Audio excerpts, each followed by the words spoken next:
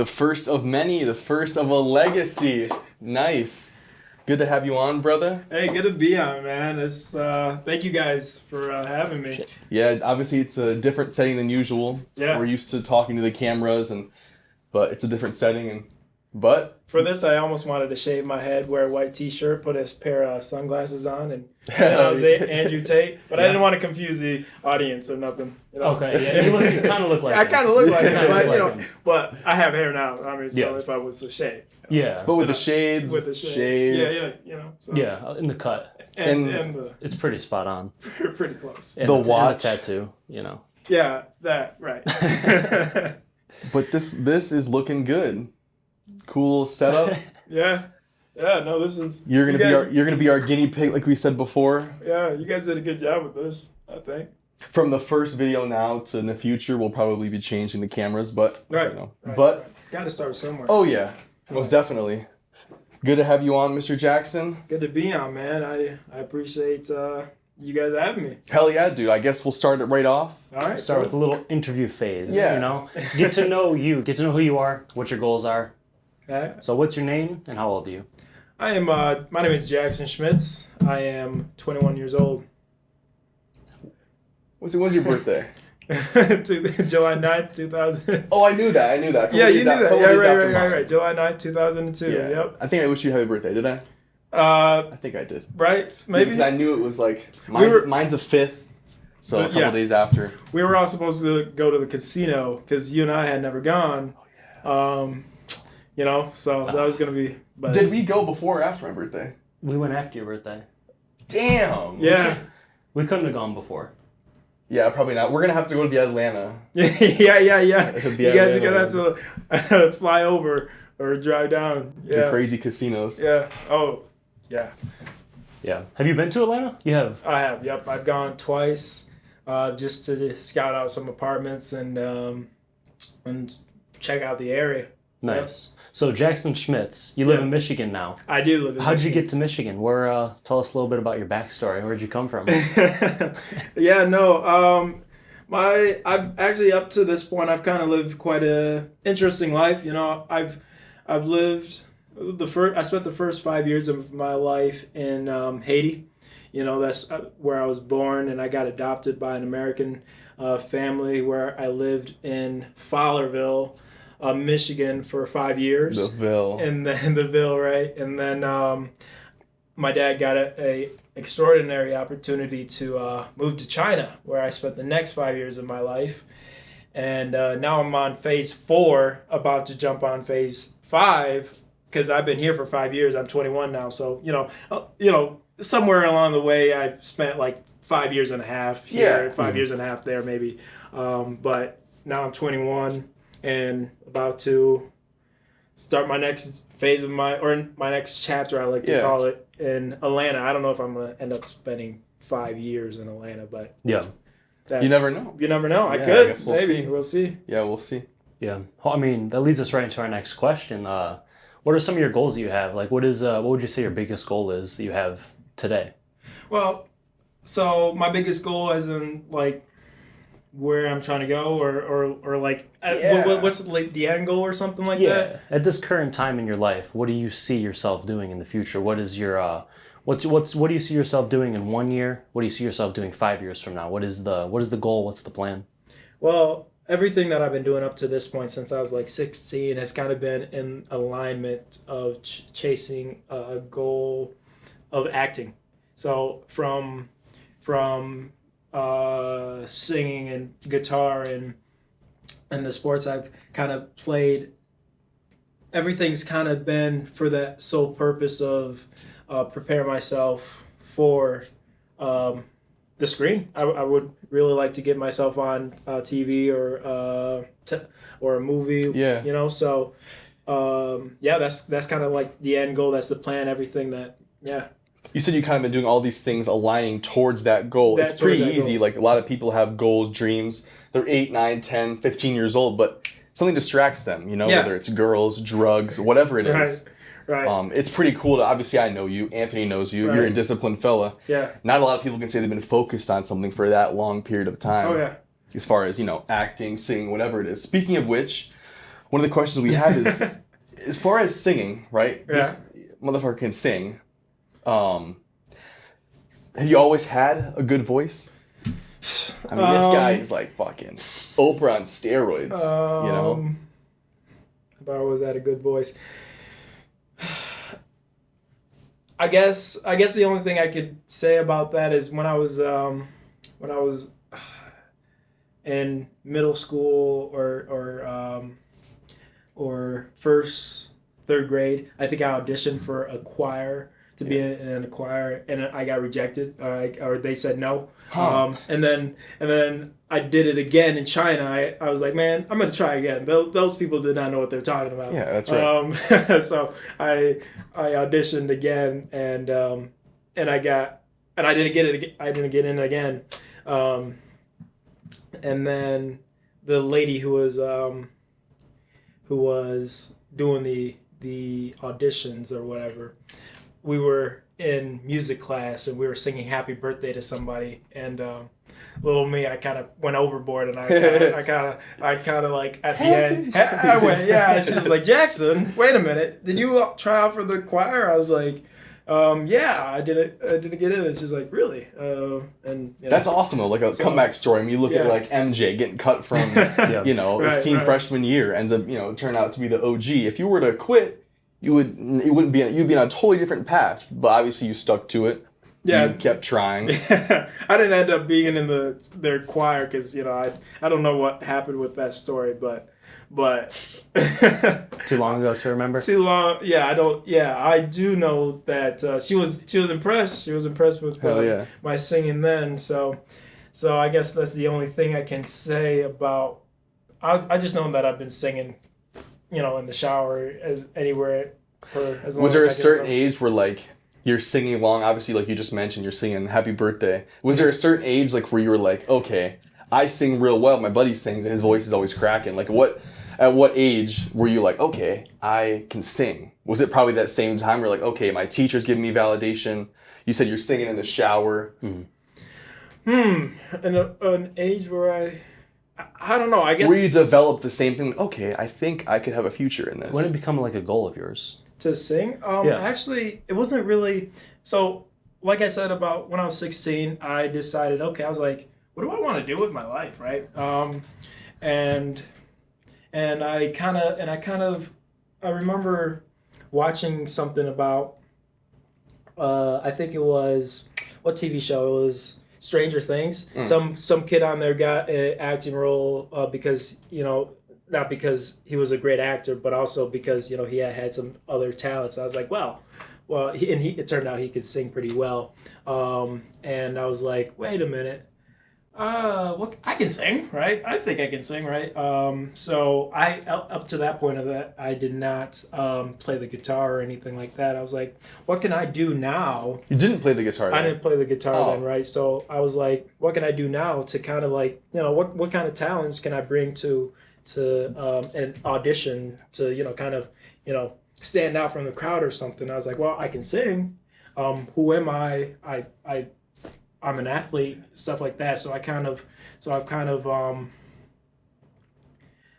try to develop all those aspects of myself to where I can, say I can do this and that on my resume or whatever. Yeah. So I decided to pick up the guitar. I was like, man, what if I could sing and play the guitar? Yeah. That might pretty hand in hand, those two things. Yeah, right. Yeah. Right. So and my dad had been playing the guitar. I listened to him play growing up, and I was just like, maybe he could teach me, or teach me a few things. Or so then your family's pretty musically inclined. No, not really. But your pops plays guitar. But yeah. I mean, he just plays for fun. He played at church.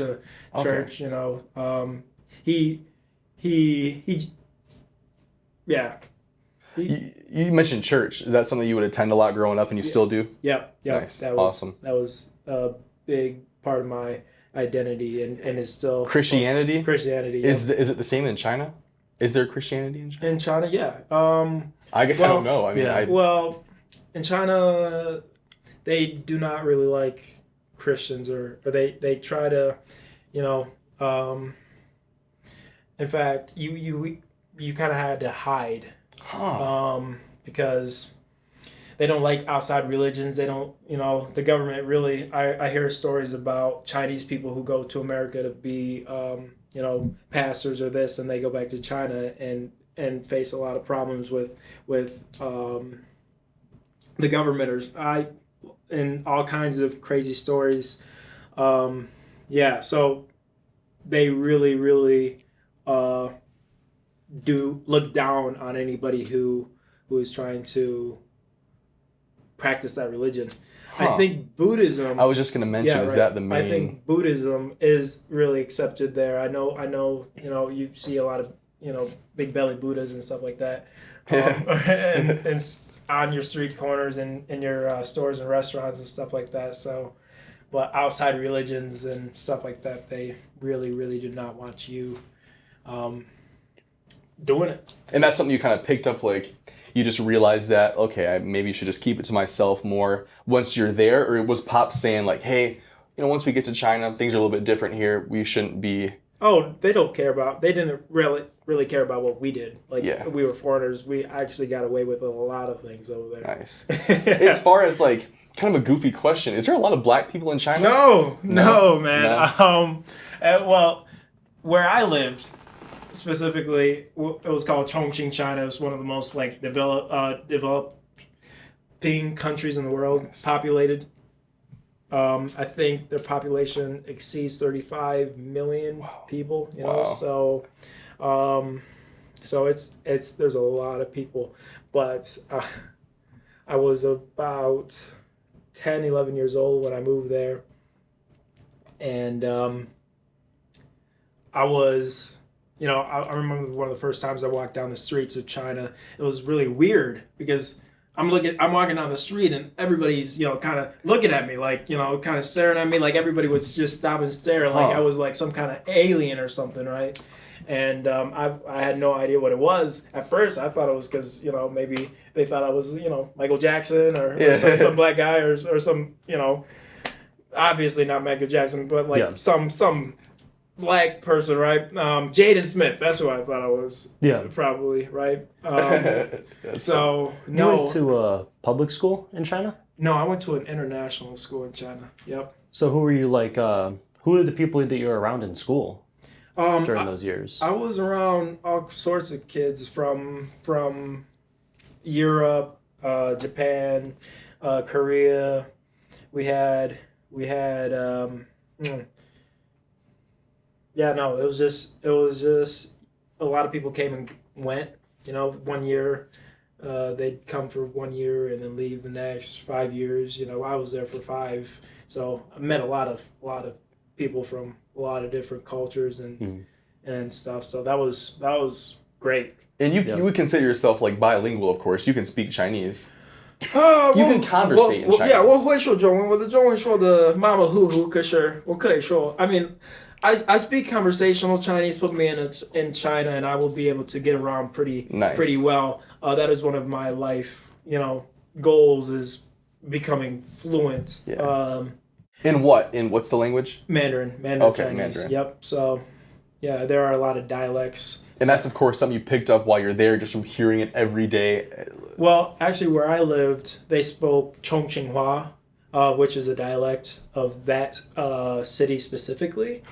But Mandarin is the dialect of like just it's this thing that most places in China, Beijing, Shanghai, speak, right? But the reason why I learned it was because it was a core subject in school, so we had to learn it. So you said there was Koreans, like all these different countries, the international schools, but you're all learning English and Chinese. English were the two languages we needed. Well, is it common? Like you walk in.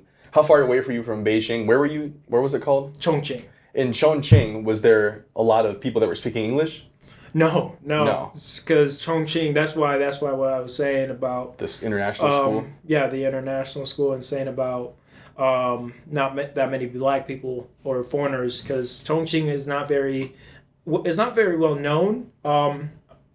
even I went outside of Chongqing, and I would tell some Chinese people that I lived in Chongqing, they'll be like,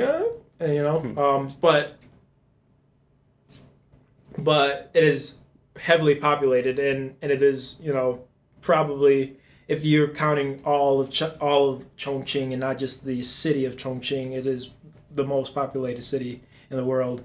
Damn. Based on like size? Based on people? Yeah, so I think the city itself, I think Tokyo is number one, and but if you combine everything of Chongqing, it is extremely populated. So were you only going to school with people that were international? You didn't go to school with anybody that actually lived in? There were Chinese kids there, but it was a very more expensive school. There were. I'm trying to think. In my grade, at least, there were probably 6, 7 Chinese kids, but it was mostly kids from other places in the world. And you lived there between what ages? From 10 to 16. So like 5th grade-ish. I think I went there on I was 10 years old going on 11. I went there in the summer of 13, 12. 13 or 12. That'd be right, because I remember I was in 5th grade and it was 2012. Yeah. Because I remember it. 2012. Yeah. And I was in 5th grade. Yeah, so, yeah. So you lived there for about five and a half years. Yeah, exactly. And you were adopted? Yeah. Right, from, like you said, and then your parents are white, I'm assuming? Yep. So you lived in China for about 5 years. You had Yep. white parents, and you went to an international school with Yep. people that weren't really from that area for the most part. For the most part, no. Do you feel like you still got like that experience of living in China, or do you feel like you were like even living in China, you were still secluded from the culture because you weren't around? Well, I was in school, I was around different cultures, but the minute I stepped out of school, I was in China. I lived, although, my apartment was kind of away from even my apartment and stuff like that was still smack dab of Chongqing. So anytime I stepped outside of that, that's when I was really introduced to the everyday lives of the average Chongqing folk, right? Yeah. And Chongqing folk, right? that's awesome. So it was really cool, and it was a experience that I wouldn't have traded. Definitely, Haiti, China, America, even everywhere, yeah. Michigan, yeah. Atlanta, right? No, yeah, yeah. You've been probably. Here. Oh, I'm sorry. We'll probably get back to the about your backstory and stuff. Where do you feel like your drive came from? Because we wanted to get you on this podcast pretty soon. You're actually going to be our first guest. Right. Because you're moving soon. Right. I think we mentioned you want to move to Atlanta. Right. So your goal is acting and singing, songwriting. Right. And you want to move to Atlanta, and you're moving soon. Next week. I'm leaving Sunday. Sunday you're leaving. You're moving. Leaving Sunday. That's why we wanted to get you on the podcast when we had the chance. Much appreciated, dude. That's awesome. Yeah. So all of this you've been doing since 16 has been to achieve your goal, acting, songwriting, and now you're taking that big leap. Yeah. So you live in Michigan, and you're getting ready to move to Atlanta. Mm-hmm. So why Atlanta? Why did you choose Atlanta? How did that... Actually, my original plan was to go to California, but I, I met my buddy Cole, who's also trying to become an actor with me, and he convinced me that Atlanta is the place to go. And considering that I am trying to, I have my hands set in music and acting. But those things go hand in hand, of course. Yeah, exactly. Yeah, so that's exactly. Good, yeah. So kind of hoping that I can bounce one off of each other and kind of just, kind of meet someone here who can meet, meet a lot more people that way, right? And so yeah, my buddy convinced me of moving to Atlanta, and he's gonna be moving there sometime in mid-November, early December type. So yeah. But why he was successful, because we kind of had that. Oh no, California this. No, Atlanta this. There's a big black community in Atlanta, right? And so I kind of wanted to be around that, because I've, living in China and going to white school and stuff like that, I haven't really, spent much time in getting to know my own culture and stuff like that. So Yeah. so not only that, but I wanted to just, it's huge. It's like acting and stuff like that is really popping off in Georgia because of the tax incentives and stuff. So Then it makes sense. I know a buddy from high school, Caleb, buddy I graduated with. Right. Anyways, that was his plan. He's a singer. right, He's more of just a singer, not acting, but Right. that was his, I'm gonna graduate and I'm going to Atlanta. Yeah. Like that's what he was thinking. I remember him saying the same thing. So obviously there's a big, like, as far as like acting culture, singing, all of that kind of ends up in Georgia, it seems like. For whatever reason, like you said. Why is that, you think? Why Georgia? Well, for the acting, the reason why acting has become really popular in Georgia over the years is because the tax incentive is really great over there, right? Because it costs a lot of money to shoot a movie, a TV show, or whatever.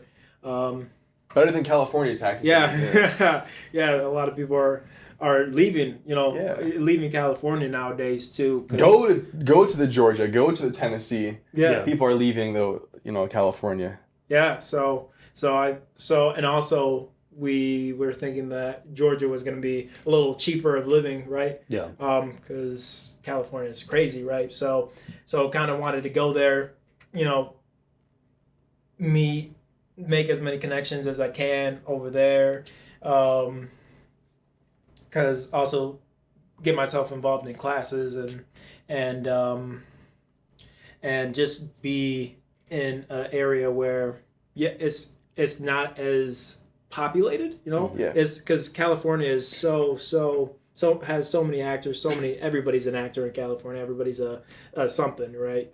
But Georgia, there's less, right? So for now, cool, man. for now, Yeah. But yeah, so that's the idea, and it doesn't really matter to me as much where I went, because I always have the same. I'm a, where I go, will be important, but it's how and what I do when I get there. That's the biggest thing for me. Yeah. And I like to plan, but Cole and I were kind of different. I'm more of I'm gonna go now. And it's showing in the way that I'm about to go, and he's a winning mindset. Yeah, but he, and I think you need to have both to be successful. The plan and the risk. So I'm more of I'm gonna go now. I'll figure out the. A lot of people get caught so much in the whole idea of going that they don't even go at all. Right. To be able to just say, you know what, fuck it, I'm gonna go. Once we get there, I'll decide whether it's network, growing, expanding, whatever I'm doing. Just going is the hardest part. Most people paralysis of the analysis. Like you overthink it, or analysis of the paralysis. No.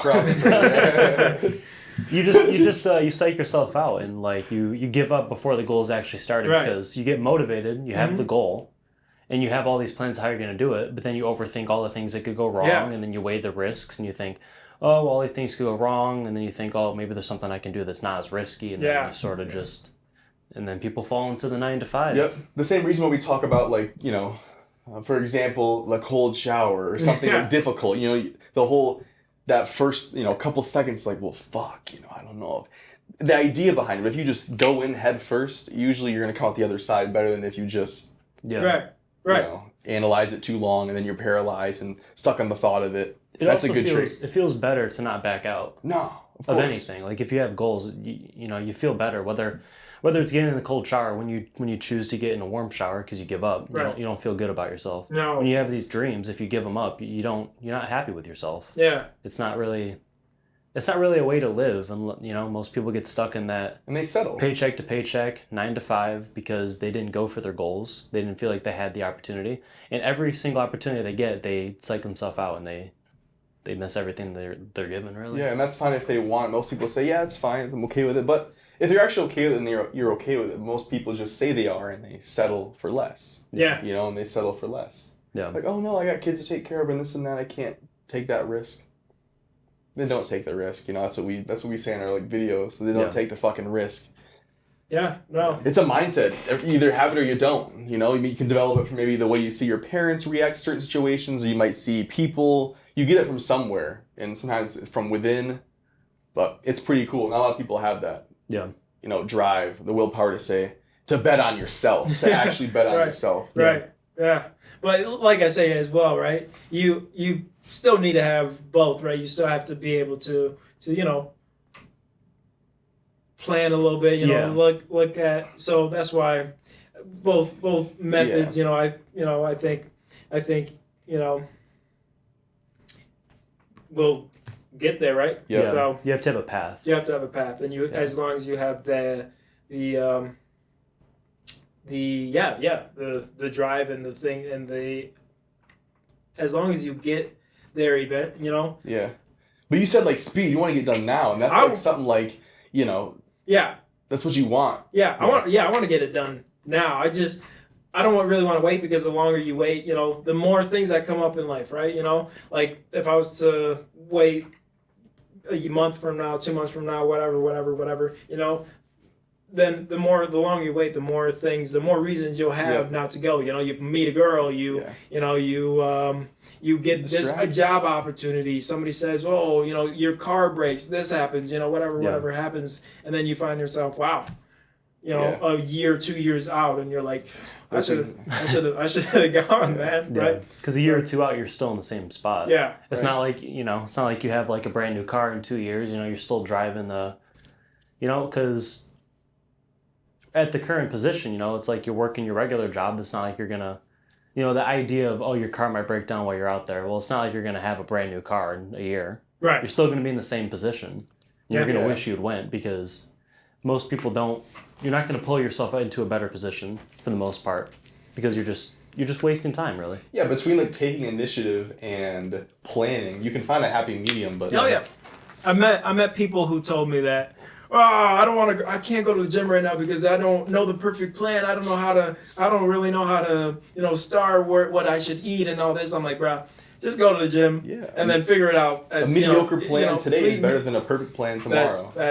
Exactly. And at least you went, and at least you even if you went for, 15 minutes, 30 minutes, 45 minutes, you went, and a book I was reading, Atomic Habits, just talks about, how to develop a new habit.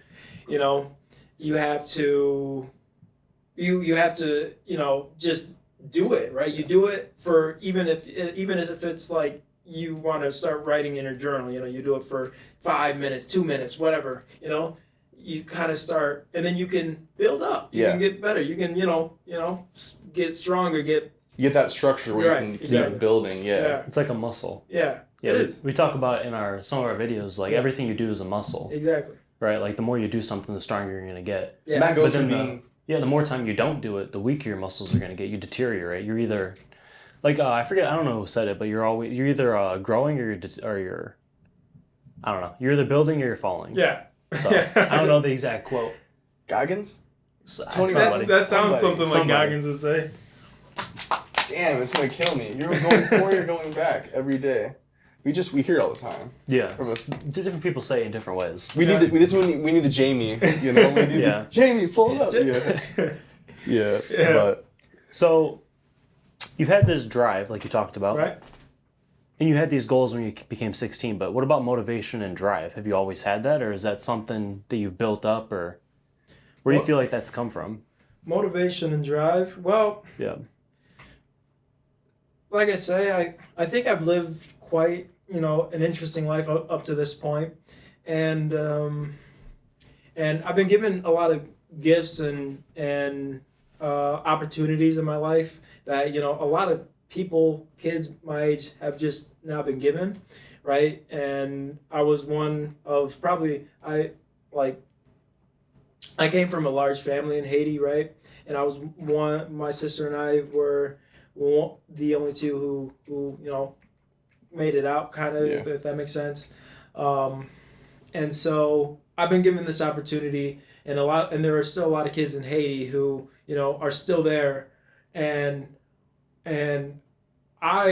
for me, I have to, I feel like I'll fail my family. I feel like I'll fail, God, fail myself if I don't take every single day to kind of make use of the gifts that I've been given. Seize the opportunity. Yeah. Like if I'm sitting on my butt every single day, and not using, this opportunity that I've been given, this whole new perspective, then, I just wasted it, and I don't like that idea of being given something and not utilizing it, right? And taking pride in like who you are and your roots. Yeah. Like you said, like Andrew Tate talks about it too, is if people had pride and dignity always, they wouldn't be doing stupid shit in the first place. Right. Like in your last name, you take pride in your last name. Right. People wouldn't be doing all these stupid things if they took pride in themselves. Right. To be able to take pride in who you are and where you come from. Yeah. Yeah. So I think I have a big sense of I think I am, and I think it's okay for people to think that I am, worthy or I am that, I deserve or not deserve or I can obtain, of course. Because I think that's one of the biggest steps to, achieving anything is, first thinking that you can and that you should and that you can't, and right. That you have the capabilities of doing it, right? Yeah. Believing in yourself. Yeah, believing in yourself. Yeah, it's a huge thing. So I believe, and so I'm gonna try every single day to find the best version of myself, right? And that's what it's all about. Like you, like we just said, you're either going forward or you're going backwards. Yeah. Right. So to be able to take like every day at a time, here's what I can do today that's gonna benefit me tomorrow and the next week and the year after that. Right. Like most people I work, I come back home, I watch TV, smoke weed, whatever, and the days pass and weeks go by, months go by. Right. And if some people have the dreams and the goals, it's just, the time's not going to stop. Yeah. So, but. And I think a lot of people get trapped in thinking that, well, maybe one day, they like the Harry Potter mindset that, I am the main character and one day somebody's going to come down and say, hey, you are the chosen one and you just won $1 million and, and I don't have to really work for what I want or something when, and then that person, I don't know who it was, that Dumbledore, or I don't know who it was. I never really watched those movies. And that person never came. That person never came along, and then they're 50, 60, 70 years old, and they're like, wow, I really was not. Yeah. And unfortunately, a lot of people, probably the majority of people think that way. Yeah, they're all waiting for an opportunity, but they can't even see the opportunities in front of them. Right? Yeah. And go ahead. They're not prepared. Like, I think it's the idea that it's better to be prepared for an opportunity and to never have one than not to be prepared and you have a great opportunity in your way and you can't take it. Yeah. No. To be prepared in anything, it's better to be a soldier in a garden than it is to be a gardener in a war, It's better to be strapped up and over-prepared than it would be to not have, any line of defense or... Yeah. Like, luck is preparation meeting opportunity, right? Mm-hmm. So you gotta prepare yourself for the chance, and then when that chance does arrive, you got to be able to seize it. And a lot of people are either too afraid or too comfortable. And that's why I think comfortability is one of the biggest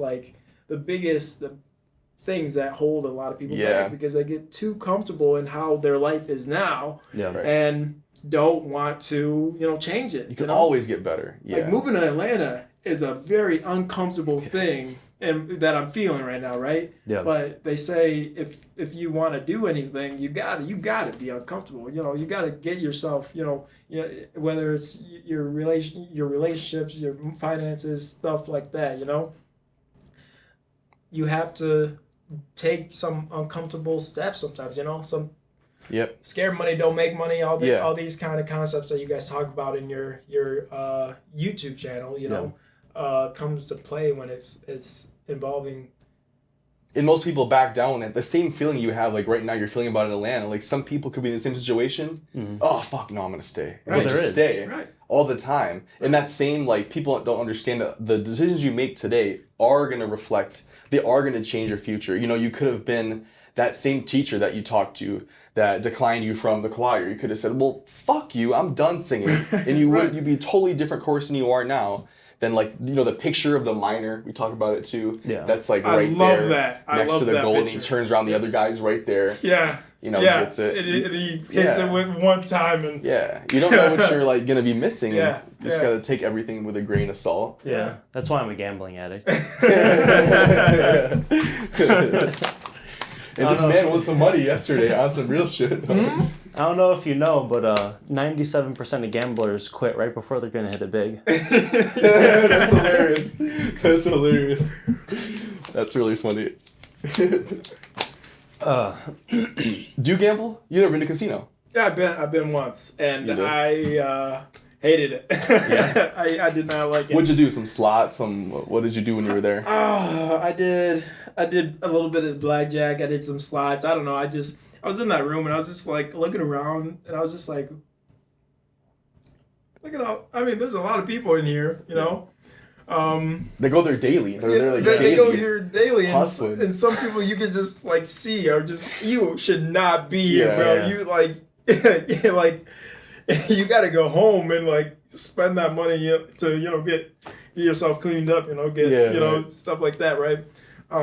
But yet they're there, and these casinos are billion-dollar companies that just are taking a lot of money from people. Yeah, the favors on the house for sure. Like, the house always wins, And yeah, unless you're Anthony, unless you're a Sean Monaco. And most of them are built in low-income areas too. For that same reason, because they don't know what the fuck to spend their money on. Yeah, they give them that Social Security check, the disability check, the food stamps, and they sell their food stamp to somebody for cash. They give them the welfare check, and they're in there. That's a lot. I mean, it's so easy, that dopamine rush. We speak on that all the time on Thryve. It's so easy just to get high, to do things. We're not ragging on that, but it's so easy to get the easy dopamine. When if you were to, we talk about long-term gratification, delayed gratification, working towards something, you don't see results at first, but if you were to stick to it, then it could hit, you could get big one day. Yeah. But I think a casino is probably one of the one of the biggest things that kind of proves my point in terms of people hoping that they are that main character of somebody coming along to give them, because it's like that you have to, if you kind of step back and realize and think about why a lot of people are willing to do this, do this constantly and stuff like that. There's got to be a reason, and that reason I think is got to be something to do with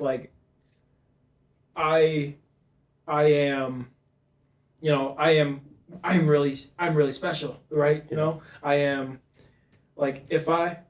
because it's kind of like a little bit of that dopamine rush, right? You put it down, you put down some money, and you're thinking, man, what if I win $1 million? I think I should win that $1 million because I'm freaking James Anderson or whoever I am, right?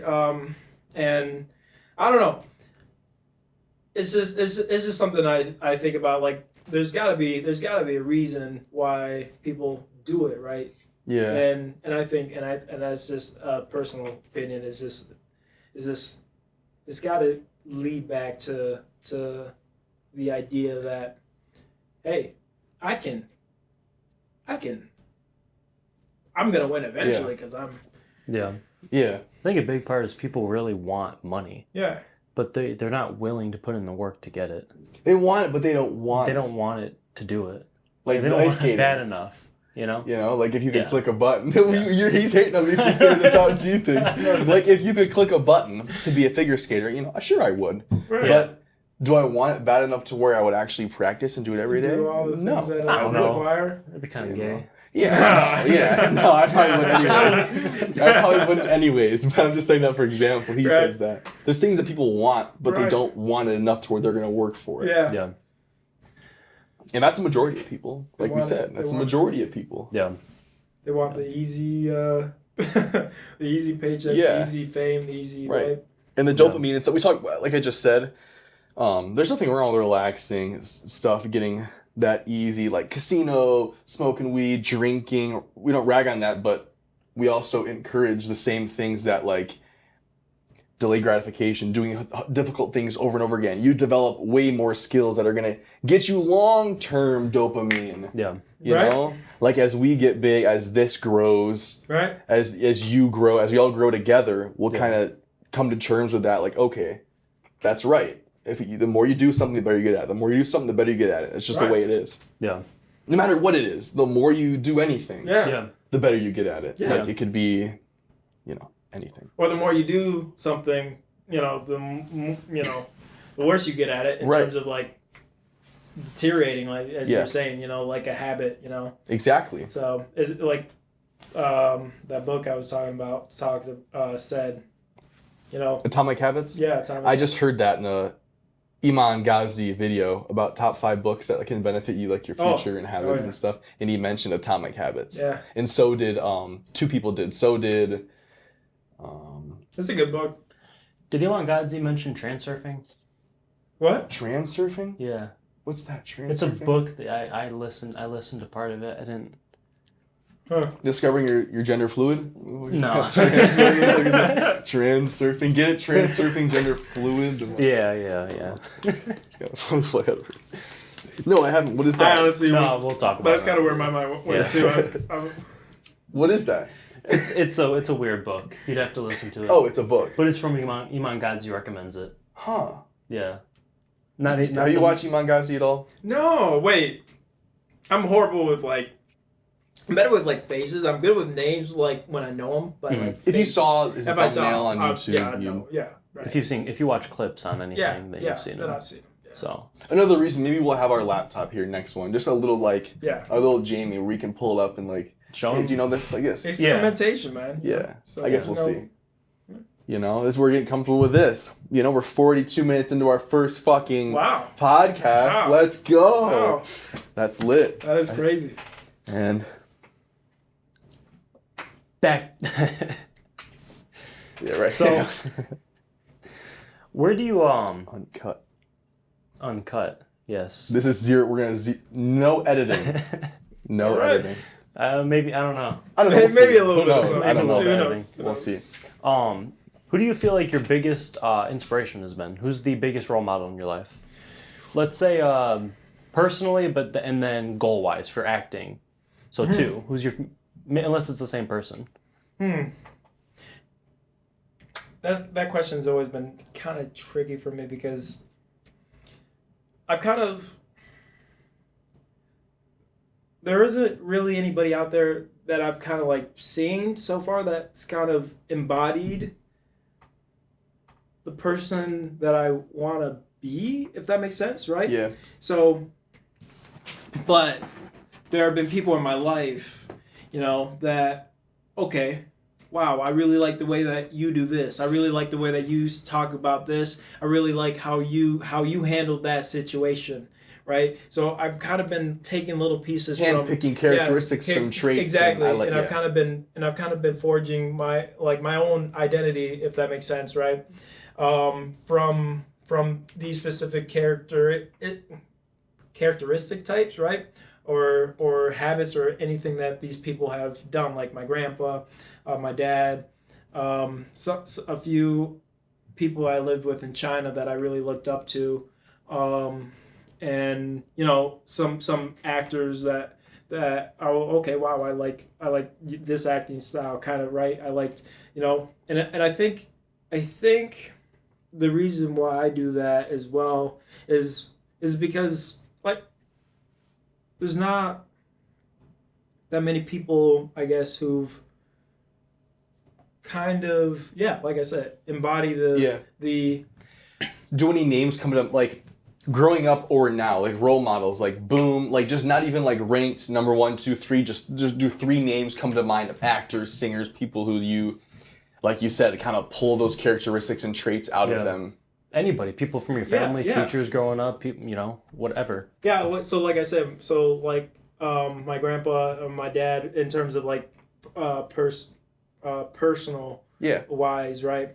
But in terms of like famous actors and singers, I really admired. I read a book or listened to Will Smith's audiobook a while back, and I really liked the way that he, before he got caught on camera, slapping Chris Rock, right? Chris Rock. Yeah, right. But he kind of had the same ideology as I did in terms of like how I want to treat people around me and what I want to do if I'm in this kind of situation or that. You kind of pulled those traits out of him, but hopefully left out the traits of him and his wife. What's his wife's name? Jada. I don't know. It's respectable. I mean, it was comedy, so it's different. Well, what do you mean? As far as like open relationship, she can sleep with whoever she wants? No, it was a comedy act, so maybe that wasn't right. But if someone's talking about your woman, No, I meant in general how she is. Obviously because like Jada posted something. Crazy about their relationship. And she still talks about Tupac all the time. She's in Tupac. Yeah, right. I don't agree with that. But, I don't, like I say, that's why I pull bits and pieces from this person and that person, right? Because nobody's really... It's respect. I mean, he's talking about your girl. But it's comedy. But he laughed at first too, which was kind of interesting, right? But if you're gonna swing. It was kind of a weird slap. I'm not gonna lie. It was kind of like he backed away after he did it too. Yeah. But I mean, I still respect him. Yeah, no, of course, me too. Right? Hell of an actor. Exactly, right? Yeah. So and kind of stand-up dude. Yeah, right. So and I really like the way that how he actually got into the industry of acting from music and then stuff like that as well. So you got a favorite movie, Will Smith? A favorite movie of Will Smith? I think I got a couple. What's your favorite? It's probably an older one, but I'd probably have to go with like. Wait, what is it? I Am Legend. Was that Will Smith? Yeah, that was. As well as a robot one. Yeah, one. Both of those. I like both of those a lot. Hitchcock. When he was with his dog. That was the same movie, right? No. I Am Legend. I Am Legend. That was the same movie with his dog. Yeah, that's my favorite movie. Yeah, it's a great movie. Yeah, hell yeah. It's a great movie. It's like so distant, Yeah, it's different. It's like it's just him. Like he'd be going to the record store and he just walks in. It's really focused on him and his acting. I mean, the beginning is his family and stuff, but like the movie is really focused on his ability to act. Yeah. No, probably one of my favorite movies was probably the one that he won an Oscar for. Richard Williams and trying to think. The tennis movie, right? Oh, never mind. I was thinking of something else. I can't, the name is kind of... went right over my head. A tennis movie? Yeah, the tennis movie about Serena. The recent one. A couple of years ago? Yeah. 4 years ago? Serena Williams. I'm saying that wrong. I don't know. Serena Williams is a tennis player. Yeah, right. Yeah. The sisters? Yeah, the sisters. Yeah. It's called. Man, I am. Jamie. I am blanking out right now, but I really like that movie. Actually. Actually, I don't know. I might have a different one. Pursuit of Happiness was a great movie. The Pursuit of Happiness was amazing movie. Yeah. When he was teaching this kid or something about his kid, yep. I only saw a clip from. He wasn't really teaching this kid anything. He was the basketball scene. Oh yeah, the basketball scene. I showed him. I love that. Yeah. Because I didn't watch the movie. I just remember Anthony showing me a clip of that. We were talking about a scene. Yeah, that scene too when Jaden said something that was very, something that you can use in life. The boat. Yeah, the boat, right? So. What did he say? He talked about a story of a man who. Oh no! It was interesting because Anthony and I were kind of having a little bit of an argument or a discussion about when it's time to kind of not necessarily give up, but when it's time to kind of look out for opportunities that are around you. Jaden said it was a story about a man who was swimming in the ocean and a boat came around and he was like, "No, God will save me." Then a speedboat came and he's like, "No." The speedboat asked, "Do you need help, sir?" He's like, "No, God will save me." Right, that scene. Yeah. The helicopter came and it was like, "No, God will save me," and then he got to heaven and I was trying to save you, dude. Yeah. It was me with the boats. Yeah, that was me with the boats. Yeah, exactly. What you doing? Like I so like being wary of like opportunities that are right in front of you and taking in charge of those kind of opportunities and not look for oh no I need something better or something like that. So always keep your eyes open for everything that comes at you, and yeah. But if you could sit down and have like lunch with 3 actors, who would be your top 3 that you could talk to? Maybe you could ask for advice. You could ask about their life. You could ask about their movies. You could just 3 actors that you would choose. That's a beautiful question, man. I would love to meet Denzel Washington. That's for sure. I would. Because he actually probably embodies the type of acting that I would really like to give real performances of characters that are people, right?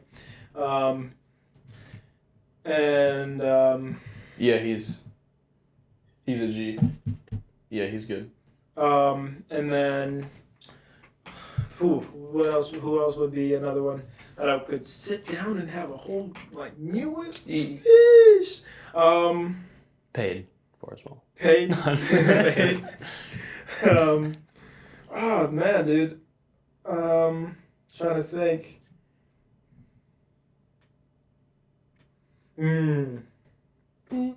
I probably also do Will Smith as well. Yeah, I would like to meet him too. And then as the last person, who? Musician?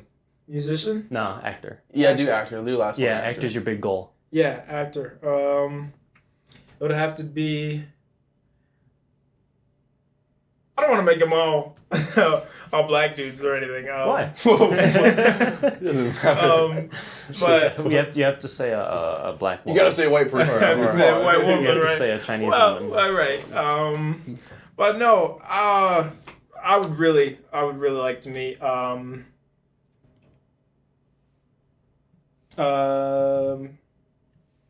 Wolverine. Man, dude, I am really blanking out on names right now.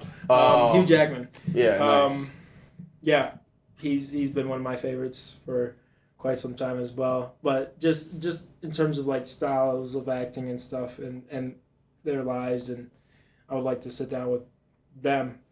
But you know what? I completely forgot about The Rock. I like The Rock. Oh, right? nice. I like The Rock. Nice. Yeah, right. I mean, I just to sit down with, it wouldn't even be about acting. It'll just be like, man, you're a cool dude. Yeah. Like, I'd like to this down and talk to this guy. Like, this guy is like the pinnacle of of discipline and dedication and really going after it, man. Yeah, it'll be a cool when people are making the compilations of us and you in this video of him talking about how he wants to meet The Rock, and then you have the B-roll of you with The Rock. Yeah. Right? That'll be cool to look forward to. Yeah. This is probably a very dumb question. Is The Rock black or is he really tan? He is. Do you know? I do. Oh, okay. He's Hawaiian. He's Hawaiian. Okay. He's Hawaiian. I don't know if he's like. Yeah, I know is he's he Hawaiian. African American at all? So or is he just really?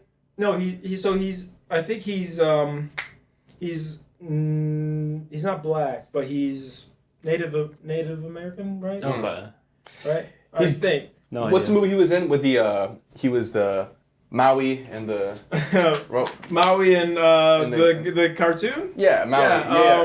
And Moana. Oh yeah, Moana. I just watched it with my girlfriend, and it's funny because it reminds me a lot of him because he's this huge guy. He has the tribal tattoos. Yeah. Like Maui does, and it's kind of funny. I don't think a lot of the characters in movies, that people voice are, kind of drawn to kind of, shape their face, their character, exactly. He did well in that. I'm not sure how much voice acting he did.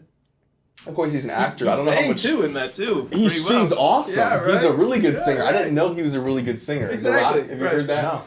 No. Nothing to say except you're welcome. Yeah, right. I love that. Oh, that's him? Yeah, that's him. Yeah. No, he's a G. Yeah, no. Yeah. He's a unit. You know how tall he is?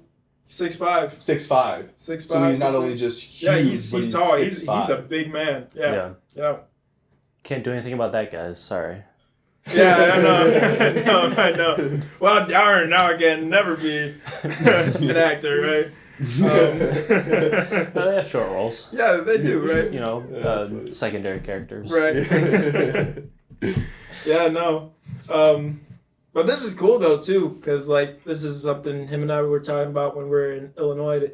Is surrounding yourself with like-minded individuals who is a huge thing if you want to do or be anybody. Is surrounding yourself and talking about success. Yeah. Andrew Tate even talks about it, right? Voice into the world. You get what you spend time at, and to have people who Anthony pushes me, I push him. Yeah. Someone who's gonna hold you accountable is huge, because not always there's gonna be days where maybe I should just take it easy, and then you're like, nah, let's fucking do it. Yeah. So holding each other accountable, and that's a lot of mistake that a lot of men make is not holding a brotherhood of like-minded individuals who can talk about money, who can talk about future and their goals, and not just when they get together only talk about weed, football, and exactly sports. Yeah.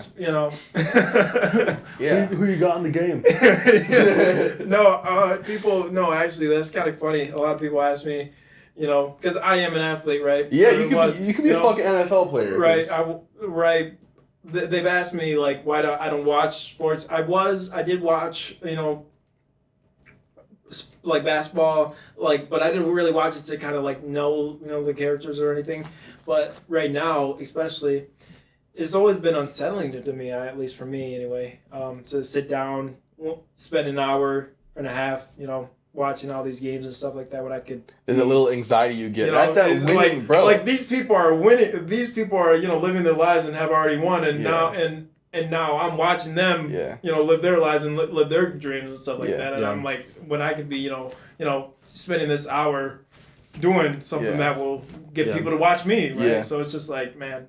It's useful for the people that want it. Yeah, exactly. The football. If you want to be a professional football player, absolutely. You need to watch those games. You need to watch. You need to know everybody. You need to know everybody in the field. Yeah, absolutely. But if you're Joe Schmo, and it's Sunday night and you're 8 years deep. Yeah. Because there's people I meet that work not regular jobs or whatever, and I hear them talking. They just know this person is average, this person's average. They just know the whole people on the team. What are you doing? I mean, it's good. How do you know the whole team? It's good to, it's good because it creates conversations. Yeah. You can connect with a lot of people that way, right? Being a lot of, even actors and people still watch basketball, football, and stuff like that. But there's a healthy and there's a idea. Andrew Tate says that a good chess player is going to be very successful in life, and that they have their priorities straight. Right. But a grandmaster is a life wasted. Yeah. I love chess. If you spend too much time on something. Are you good at chess? I am good at chess. I got a chessboard here, and after we're done, we'll play a game of chess. Record it. Let's do it. Let's do it. And then we'll go to the gym. I'm not that good at chess, but you guys should play. All right, I actually pranked Anthony one time. Dude, so real quick, what I do is, we're playing online chess on an app, of course, and what I did is I looked up quickly a CPU, playing chess. So I would basically fill out the board and I would choose like, okay, he went there and it would tell me the best place to go. And he's like, dude, there's a point where he was like, there is no way you just made that move. How did you? You knew what I was planning, dude. I'm like, what can I say? What can I say? I made a move because we played a couple games before and I just smoked him. Right. And I made this. He was doing all right. I was like, okay, maybe he's just catching on. And I moved one move and he just like sacrificed his queen. I was like, there's no way. Right. You know, it was like, you really just like a genius. It was perfect. I was like, I'm not even that good, but I made the perfect move where if he took me, like I was right out in the open, but if he took me, I was going to get him in checkmate in a couple moves. There was a point where he was like, listen, either you're like a 2200 like grandmaster or you're cheating. And I'm like, dude, what can I say? I'm just playing, bro. Let me play my game, right? No, that's actually really funny. My sister, we were at a Christmas dinner. We were playing chess, and we were playing chess because she said, "I bet I can beat you." I was like, "All right, go ahead, sit down." And I mean, I said I'm good at chess. I'm 1500, which is average, medium. Above average, right? Above. For sure. But so like a 200. So. Just good.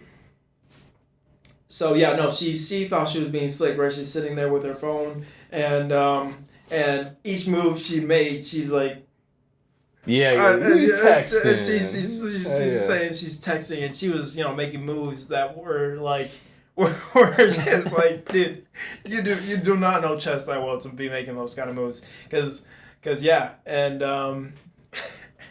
I walked around, I saw.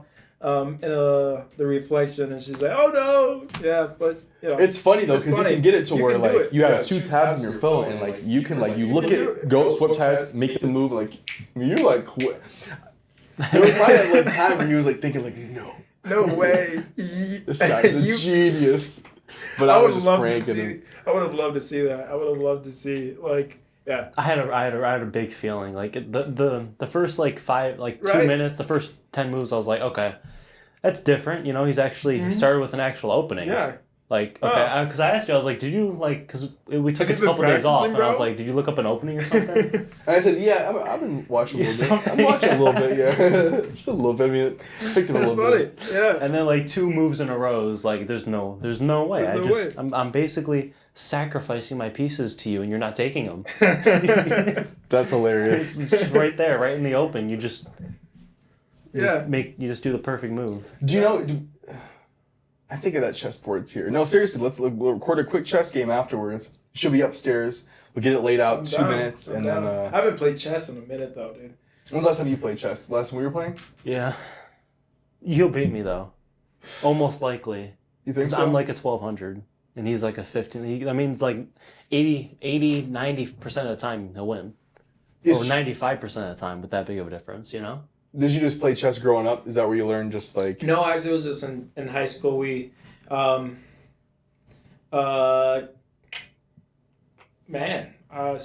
yeah. High school I was, I remember these 2 kids were playing chess, and I was like, man, I want to learn that. And somebody else...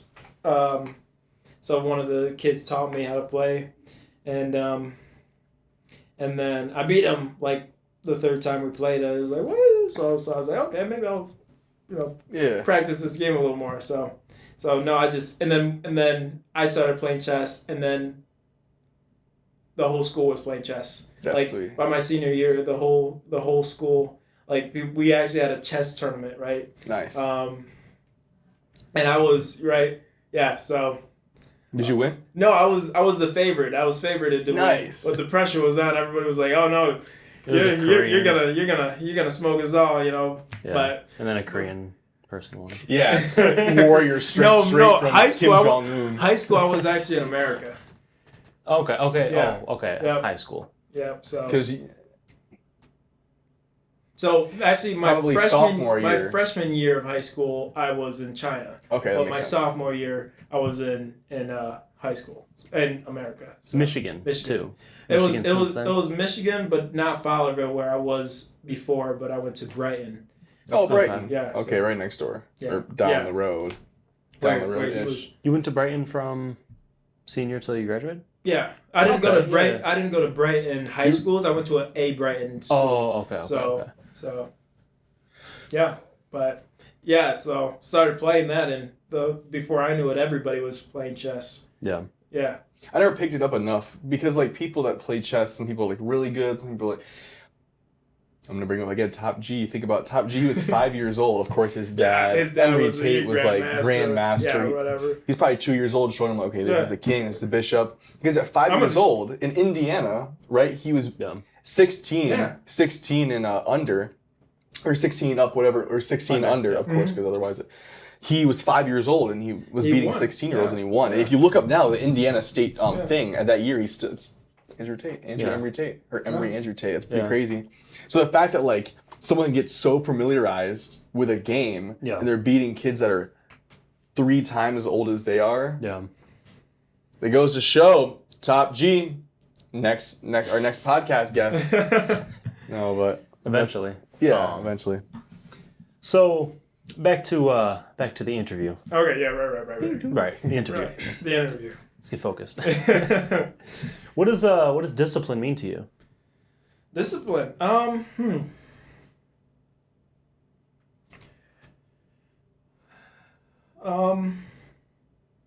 I guess for me, discipline has always been okay.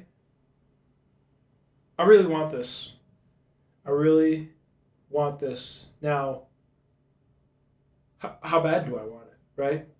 Do I want it bad enough to where I'm willing to wake up 4 a.m. every single day, go to the gym? Do I want it this bad enough to work this many days, this many hours? Do I want it bad enough to where I move to a different place? Do I want it bad enough to where, every time, instead of going out to party or instead of doing this and that, I am actually at home doing this? Do I want what I want enough to the point where I'm willing to do whatever it takes to obtain it? And I think it's mostly comes down to that. And discipline for me over the years has kind of been a thing of. No, I noticed that too. We were just like move at the same time. Right. I just saw it in my rear view mirror. My what do you call it? Peripheral vision. Anyways. Right. What discipline's always meant to you? Yeah. Yeah. So discipline to me is always just been, hey, I want this. So I mean, how bad do I want it? This. I mean, I hate getting up this early, but I want to. I know that I will. By doing this, it will get me closer to my goals, because I know that if I just put in a lot more work, a lot more time than this person, then I'm beating this person because I'm working a little harder. Getting ahead, right? So kind of do something today that your tomorrow's self is going to thank you for. Next year's self, doing something today your future self is going to thank you for. Yeah. Like when we were over there in Illinois, right? Yeah. Today's my first. Today has been the first day off I've had since I got sick, right?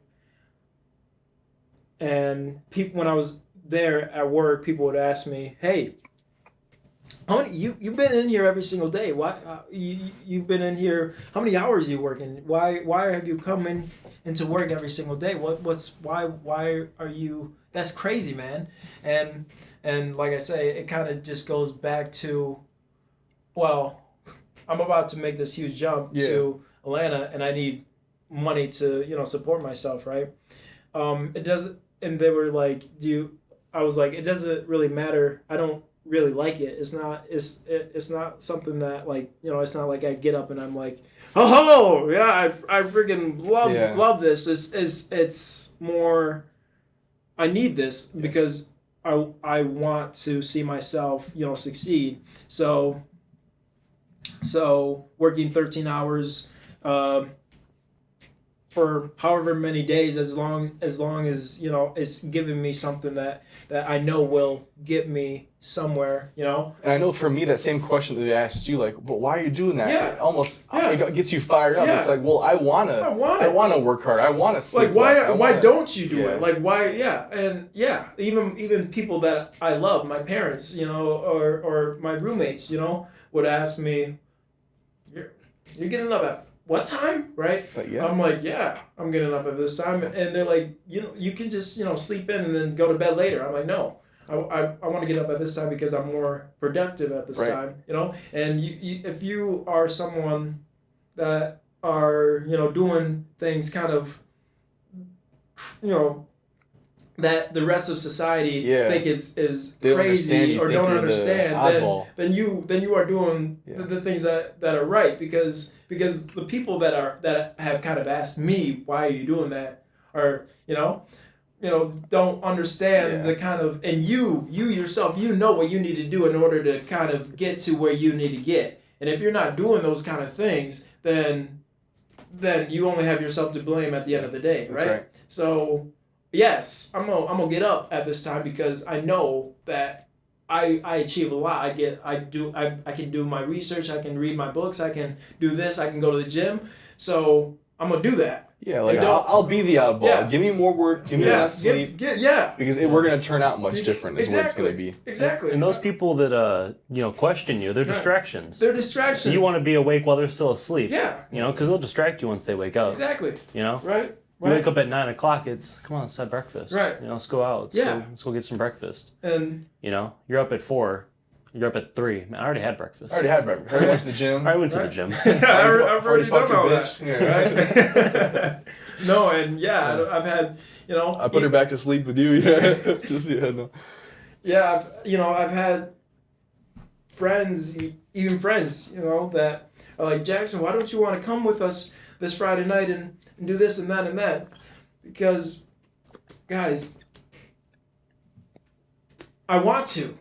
Obviously, I want to be. I mean, and you have to be allowed to have fun at this age every once, but it has to come in when you've actually planned for it. You can't do it every single day. You can't do it every single weekend. A lot of people at Michigan State.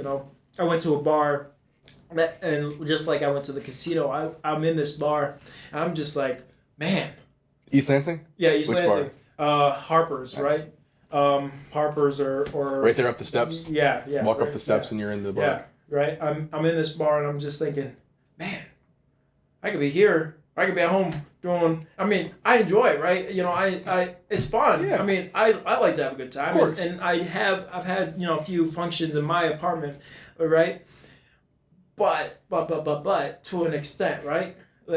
So you have to be able to say no, and you have to be able to say yes to the things that you want that will benefit you down the road, right? And don't want. Because you can be peer pressured to do things you don't want to do easily. No, what I mean by yes is you have to be willing to say yes to getting up. You have to be willing to say yes to the gym. You have to be willing to say yes to playing your guitar until however late it is at night. And say yes to go party. It's fine to go have fun and drink, but it's like occasionally, At the same time, like you said, you could be at home working while you're doing that. And that time that you spend working, you add that up over a long period of time. And if you were instead drinking and partying, sure, you're getting you're having a good time at night. You're meeting people, maybe coming back with somebody else, But that's not going to benefit you in the future like it would be if you were home. Right. To what extent, right? I mean, you have. Like the nights that I went out or whatever, I mean, I remember them, right? And they were, they were fun. But, minimize it. Keep it minimal. Yeah, minimal. It's like, okay, what did I really, really, really get out of that, right? Yeah. Like, what did I really, really get out of, getting blackface although I haven't, I drank to a extent, right? But what did I really get out of out of this whole night? I mean, I had fun, it was great, but it's time to get back to work. And there's always more work to do. Yeah. Like, and at the same time, you could, sure, if you're gonna go ahead and drink, go ahead and drink, go at it. Right. But as soon as you wake up and you're feeling sick, it's time to get back to work. You gotta be. So it's just one of those things is how bad you want it and what are you willing to sacrifice, like. There's a story of Kobe kind of like on that, how all the guys in the hotel, they're in Memphis or somewhere, and they're all saying, Kobe, come on, let's get out there and party. He's like, no. Days go by, they ask him again, let's go out and party. He's like, you know what? He's the captain. We're staying in, we're practicing. But then one is like, you know what? Sure, let's go out. They go out, get hammered, have a good time, but then 5:30 a.m. comes, and he's the same one that's getting, wake up, Yeah. So sure, I'll go out and party with you, but I'm also going to hold you accountable come that morning, come afterwards, because... that's how you kind of... We got to put up 10,000 shots today. Yeah. Yeah. And in his role, in his aspect, he was a leader. He's the Mamba. He has to make sure that he's holding his guys accountable. Right. Because you look back in history, tribes, nations, cities, they have a leader. And most people, if they enjoy that leader, then like anybody, you're going to hate them, you're going to love them, sure, but they're a leader for a reason. Right. Because they have traits and characteristics that a lot of people don't. Most people are sheep. Right. Yeah. Most people are sheep, and they want to follow. They want somebody else to lead the way, and I'll follow you. Yeah. But most people, they don't realize a lot of people are thinking the same way as me, but unless I go through with it, I won't even know. Right. Yeah. Same thing in a classroom. Most kids, half the time are like, I don't know what the fuck is going on. But when the one kid asks, okay, what does that mean? They're all like, oh, thank God. Now I can figure out what it actually means. Yeah. Yeah. Because you don't want to be the only person. It's really uncomfortable if you're the only one that doesn't know what's going on. Right. Yeah.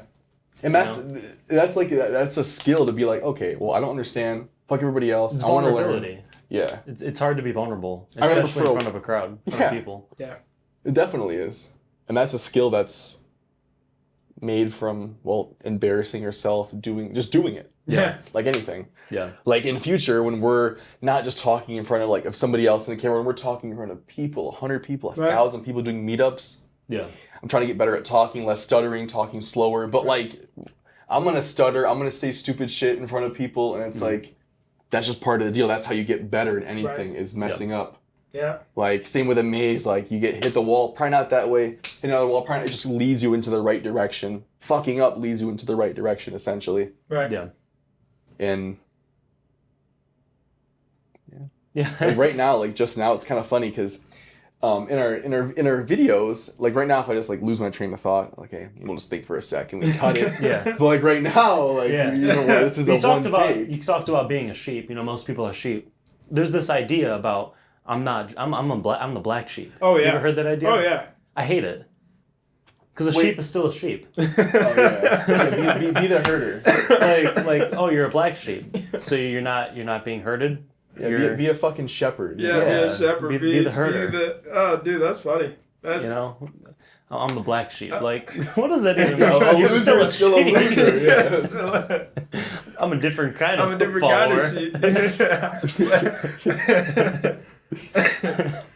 That's funny. I like that. I hear that analogy a lot with a sheep. It doesn't even make sense. Something that you said actually in one of your podcasts, Anthony. Oh, not podcasts, but YouTube videos. Your analogy about a lot of good analogies from Anthony. Yeah. There's a lot of good analogies about the stairs and then the rope, right, dude? No, I think that is something huge, man. I mean, instead of the rope, though, I would like to exchange it for the elevator or something. Okay. Yeah. Because when you're climbing the rope, you still have to do a lot of effort, right? But but no, like you said, right? I think everything in life has to fall back onto a foundation, and it has to fall back onto your root. So if you take an individual who became really successful and really rich because he climbed each step, he climbed each individual ladder or stairs, or somebody who became really rich because they won the lottery or their granddad died and inherited a lot of funds, right? And then you put them both and they have the same amount of money and they both lose it, right? The person on the left, or the person who climbed those stairs, had built so many traits and fundamental things that you need in order to be successful. So he is much more likely to regain that wealth back, as opposed to the person who tenfold who won that $1 million because he or she won a scratch off ticket or went to the casino or whatever to get it, right? And because that person who won that money now and lost it, which happens to a lot of people who actually obtain a lot of money because they have not built that kind of foundation of like how to maintain it and keep it and stuff like that. But besides the point, when they lose it, right? Now what? Yeah. What are the chances of you winning the lottery again, right? You know, you lost your money and now there's just nothing you can do. But the person who's went to the gym, who's developed his confidence, because each step you take, you got something from the last step. You built that discipline. You built the intellect. You built the this, and if you fell back a few steps or whatever, you still got it. You still back. Even if you go all the way back to the very bottom, right? And you lost everything. You got the fundamentals things that it takes to be a success, and I think that goes with a lot of things that I've learned through my years of any skill that I've developed, right? Is you have to build a foundation. Mm-hmm. Yeah. You have to build a foundation, or else without a foundation you will sink. Yeah. And so that's why discipline and stuff like that, it's so easy to go the easy route, right? Yep. Right? It's so easy to cut corners and do this, but if you put your head down and you do what you need to do in order to get better, then bam. Yeah. Then one day you won't regret it as much as you will. Because and I actually am a great example of this, because I have done that in a lot of aspects of my life, where I've kind of like for the guitar, starting out, I only wanted to learn songs and only wanted to do the things, write songs and stuff like that, instead of doing the things that I needed to do to make sure that doing scales and the boring stuff, right? Yeah. The stuff that nobody likes doing but have to do because it will make you better at playing an instrument. And now that I've reached another level of my guitar playing, I'm realizing that, dang it, I have to go back and relearn those things that I should have learned when I was first starting out. But although I can make the excuse or whatever, I was self-taught or whatever, it was still me. I knew I should have been doing that and I didn't do it, and now I'm paying the consequences, as opposed to having done that when I first started out, and now I have to relearn, make sure that my technique and stuff like that is right. And I think that goes for a lot of aspects of my life that I've kind of been looking at, and I'm glad I've kind of realizing that now, as opposed to later, right? So, and like taking it for what it is, as far as most people would say, oh, I was self-taught, never had lessons. Yeah, no. But on your on your side, you're saying, well, no matter, it's still me, and I'm gonna learn. And okay, I could have learned this way, so I'm gonna go back and fix it. I'm gonna fix it. And like you were just saying, you need a foundation. Mm-hmm. A person that is given a house, compared to a person who the actual builder, appreciates a tornado it a whole comes, lot more. Right, exactly, 100%, and that's why it's important to have fruits of your labor. It is okay to spoil yourself sometimes, right? Yeah. To get that sense of achievement. When we say delayed gratification, you want to make sure you're giving yourself that gratification. Yeah, absolutely. To understand what you're really working for, and then it's head down and continue to work. Yeah. Yeah. No, like, the person who at a young age worked really hard to buy his first car, as opposed to the person who got, dad, gave him the first car, right? The person B probably will, not be as grateful, driving really fast on the road and do it all, right? Right. Yeah. As opposed to the person who, I'm thinking of someone specific when I hear that, but yeah. Right. But yeah, it's a whole. I think a lot of, if I've learned anything from learning Chinese chess, the different things that I've kind of taken on is that a lot of the things, everything kind of connects, man. Like everything, everything has to have a foundation. Each sport, you have to have a foundation. Each skill, trade, whatever, you have to have a foundation. And kind of everything it's hard to everything complements each other in a way. And I'm learning that more and more, that with each thing you learn, it's really hard to definitely. No, 100%. Explain. But we're getting what you're laying down. 100%. Yeah. And as far as, I guess we had a couple questions because we're getting ready to call it wraps here. Right. As far as what a couple, 5:30 or 1 hour and 30. Okay. So we're at 1 hour and 30, but everything goes as planned, right? Of course, you bring in all your, your grit and willpower to Atlanta. If everything goes as planned, the ball is falling in the net, this and that. 5 years from now, 26-year-old Jackson, what is he going to be doing? He's going to be singing, playing guitar. He's going to be in movies. I mean, obviously, actor, musician. In 5 years from now, 26-year-old Jackson, the ball's falling in the net, everything's going well, which it's going to. What is that going to look like? 26-year-old Jackson. 26-year-old Jackson will probably be, really just as handsome. We'll be really fit, right? Because we'll be, I'm just trying to think of, we'll be.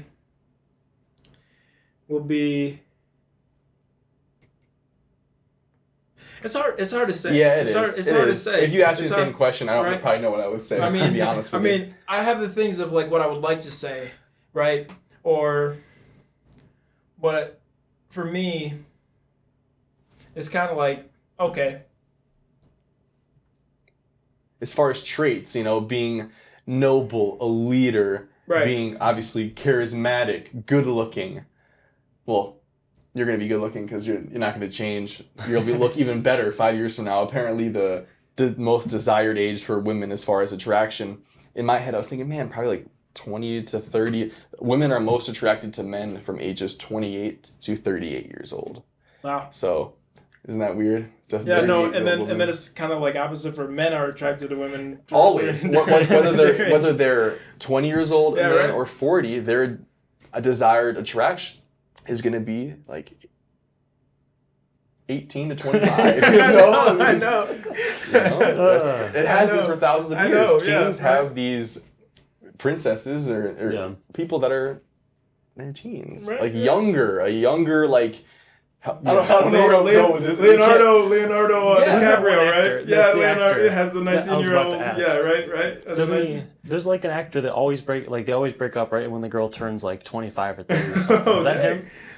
There's one actor that has had 4 or 5 girlfriends and broken up as soon as Tom Cruise. As soon as they turn 25 or something. Yeah, that's true. Damn. And he breaks up with them. Yeah, I just heard about that from my girlfriend a couple of weeks ago. Really? It's 3 different times now. Yeah. Literally, they turn 25 and a couple weeks later, you see in the news that they divorced. And, married, not just girlfriends, married. Yeah.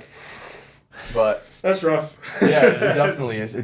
Hey, but at least those girls are man, I was married to Tom Cruise. Yeah, 100%. We get some of the money forever and legal, as messed up as that sounds. I guess we're gonna cut the corner here and head to the finish line. Anthony, you can ask him this noble question. Unless you're gonna ask him something else. Let's see what we got here. Oh yeah. Actually, let's see ask what we you. got here. Yeah, I actually want to ask you a couple more things. If it's okay with you, a couple more minutes, man. I'm here, man. All right, sweet. All right. Yeah. Rapid fire round. All right. Okay. Yeah. Have you ever, like, let's say you're in China or in America, have you ever surprised a Chinese person by speaking Chinese to them? Oh, all the time. Nice. Oh, all the time. Yeah, here in America, in China, I would be in an elevator, right? And the Chinese person comes in and says, "Oh, where do you think he's from?" You know, talking to each other. Right. They're having a conversation, talking to each other. Where do you think he's from? And they're you know, saying, "Oh, he's probably British.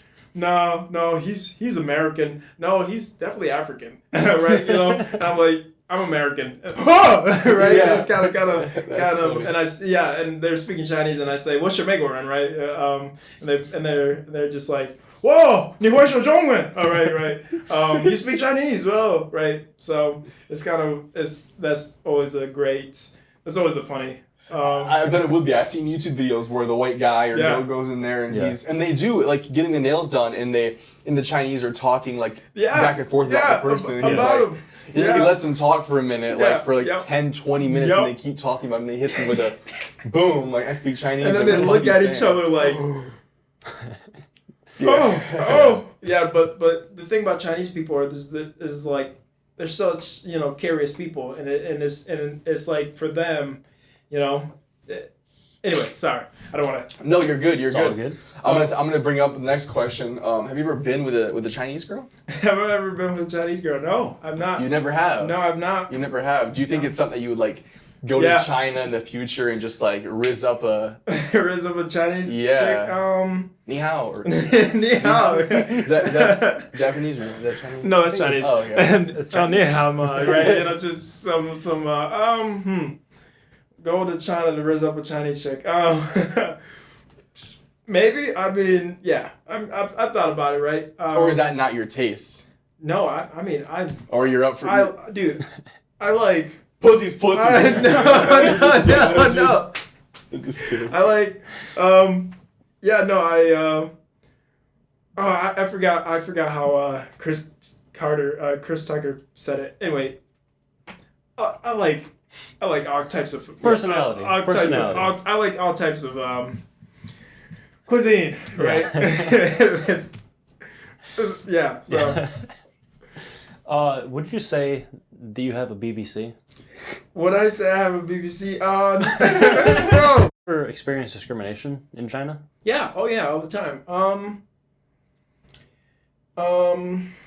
Still curious in the last question. Discrimination. Just kidding. Any moment in particular that was like, yo, he's fucking racist? No, yeah. Well, okay, as I was going about before, for me, someone told me that he had a friend who the part of China that he was at, you know, he really got discriminated against. But for me, I guess I was really young, so discrimination, maybe things that people were doing, probably didn't come off to me as anything offensive, but like the only thing I could think of, because as I was saying, the Chinese people are really, really curious people, and they just really want to get to know you, and that's one of the best things I loved about living in China and speaking to Chinese people as a whole, and is one of the biggest reasons why I'm still pursuing to become fluent, is just because there's something different when you talk to someone in their native tongue. It's like you make them really, really happy, and you in turn are really happy as well, because it's just like, wow, it's, you know, anyway.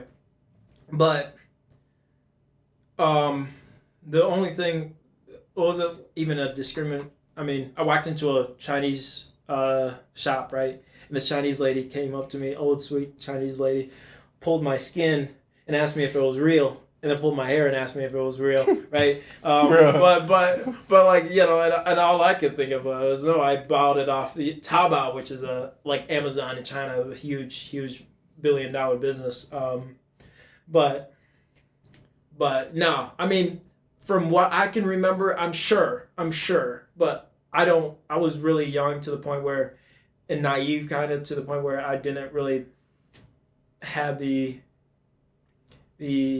ability, I guess, to notice it when it was happening to me, if that makes sense, right? Yeah, you're young. Yeah. So, Probably, but not that I can really recall. Yeah. Right? Nothing major. Nothing major. Like criminal or anything. No. Nothing. That's good. But go ahead. I'll say next question, taking a big turn, right? Big turn. Not like the second question, but nasty, gnarly, horrible pain, way to die. Okay? Would you rather get killed, right? You're swimming in the water. Would you rather have a hippo come and just tear you apart? Or would you have a shark? Hippo, because I feel like it'll be faster. Faster? I feel like it'll be faster, no? Wait, what did you say? Yeah, hippo or shark. Hippo or shark. Yeah, whether or not... Yeah, because they have like bigger mouths, and like they can like if they get a hold of you, man, this is just like game over, right? Yeah. Like a shark is like, right? Yeah, and you're bleeding for a couple minutes, and he comes back, and then you're like bleeding. You see shark bites, man, like those. No, definitely a hippo. I think so too. Right? Yeah, I haven't watched. I guess I would accept my fate. I'd rather see him open his mouth rather than like not knowing. I'm pretty sure they can like take me whole. Those motherfuckers are huge, man. Those things are like damn. The most deaths from humans for any mammal in the world is from hippos. Really? I didn't even know that. From any mammal, humans dying is the most from hippos. Yeah, but I mean, doesn't mean I would like to die from a hippo, course, right? But I feel like right. If we like holding a gun at your face, like you got to jump in the shark pool or the hippo pool. Hippo. Yeah. I guess I'll take the bullet. Anyway.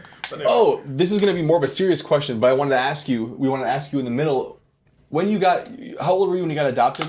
6. So obviously you grew up in Haiti with your biological parents. Oh, no, actually I think I was there till I was living with my parents till I was about 2, and then I went to an orphanage. So you remember your biological parents? Remember no, because I don't know. Yeah. I don't remember them. I have pictures of them, but I don't remember like interacting with them, if that makes sense. A lot of the things about Haiti is really hard to differentiate whether or not it was a dream or if it was... Because your brain at that age is developing and you're learning so many new things. Like, okay, if I touch the stove, it's hot as fuck. And like, at that age, like your brain's overloaded. You said you had how many siblings biologically?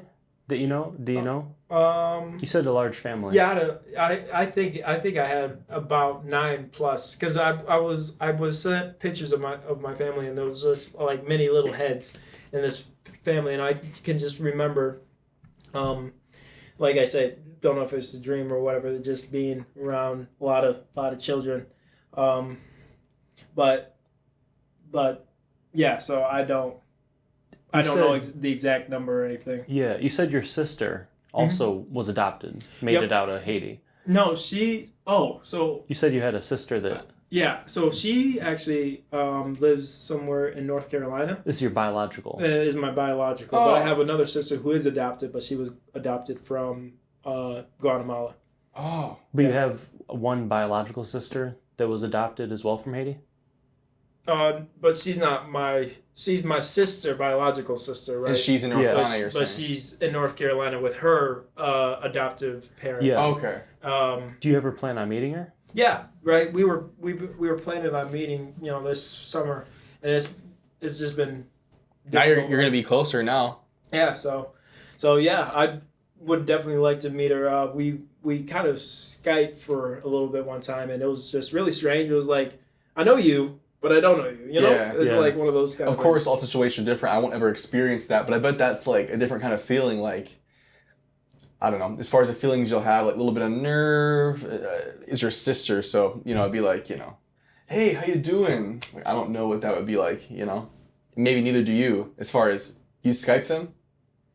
No, because in Haiti they don't. I don't think they have any. I'm saying the one in North Carolina. North Carolina, yeah, I Skyped her, and I have her on Snapchat. Actually. Oh, so you do talk? So yeah, I talk to her every once in a while. I have her on Instagram. So. How did you find out that she also got adopted? She was with me in Haiti, and we have pictures of me and her in Haiti. So my parents did some investigating on who and what, and we found her. So cool. that was very cool and very. Fortunate. Do you have your biological parents' names as well, or no? I don't have their names, but I have pictures. I think we have a connection. Somebody who goes and visits Haiti every once in a while, and he kind of does his digging around and got pictures of them and stuff, so he could probably figure out their names. But I ended up writing a letter to them one time, so I don't know if they ever got it or but I hope they did, right? Yeah. But they would have had it been translated and all that, right? So. Do you is that like something you want to seek out in the future to meet with them, or okay? Yeah, because I know some people are like. Some people, when they grow up, they're just, I'm content with my adopted family. I don't want to, like, that's my family. Like, I know that's biological, but this is my family. Yeah. No, Haiti right now is in a really bad place. Was that earthquake before or after you left? It was actually a year after I left. So yeah. Big in? The big, I think it was in 2008, so. Do you feel attached to Haiti? Or no? Because you haven't, it's where you're from, but it's so distant. It's a part of me. Like, it's a part of me like China's a part of me now. Yeah. So it's, yeah. So it's a part of me. And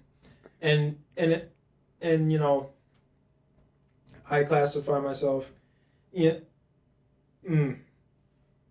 Wait, what was the question? One more time? Like, do you feel like an attachment to Haiti? I was kind of leading into like, is that like something in the future? Like, do you want to go and do donations or help people there? Yeah. Once you make it, or do you want to try to get your like your biological family out of there if they're willing? Is that like? I have to. I think, like I was saying before, I've let my family down in terms of things like that.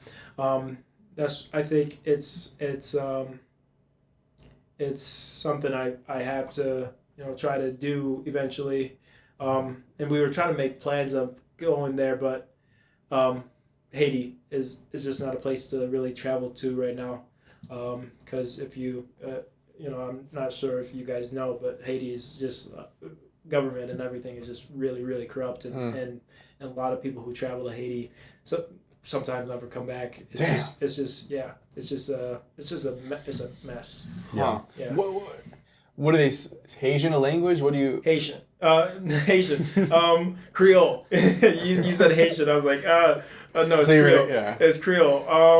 But yeah, that's just a dialect of French. Do you speak or no? No, I wish. I want to, Oh, a dialect of French? Yeah. So like I want to. Oui and shit? Yeah, oui. Oui. Yeah. Bonjour, merci, right? But. You don't speak French? No. I want to learn. A little. I want to learn. It's funny, I'm just thinking of this now, I had a buddy in high school, we just saw Jim Crunch, Shingarai, if you're watching this, you're a G.